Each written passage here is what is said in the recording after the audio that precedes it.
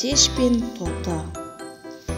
Ертеде ешкі құйрығы келтеде, аң мен құстардың ішіндегі ең әдемісі, сымбаттысы Әтеш болыпты. Сондықтан ол өте тәкаппар екен. Жүріп тұрса да маңғазданып, сылаңдай басады, қоқырайып жүреді. Бірде-бір аңмен не құспен сөйлеспейді. Жалғыз серігі тоты құс болыпты. Тоты байғұстың үстінде жібі түзу, жөнді киімі жоқ екен. Бір күні тоты құс әлгі кербез Әтешке келіп: «Досым, мен бүгін қонаққа бармақ едім, жөнді киімім де жоқ. Мына түріммен қалай барамын? Мен сенің досың деп білетін ел мазақтайды ғой. Маған үстіңдегі әдемі киіміңді бере тұршы», деп қиыла жалыныпты.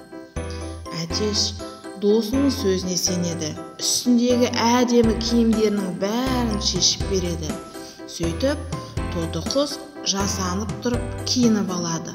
Қай мезгілде келетінін айтады. «Егер мен кешіксем, дауыстап шақыр.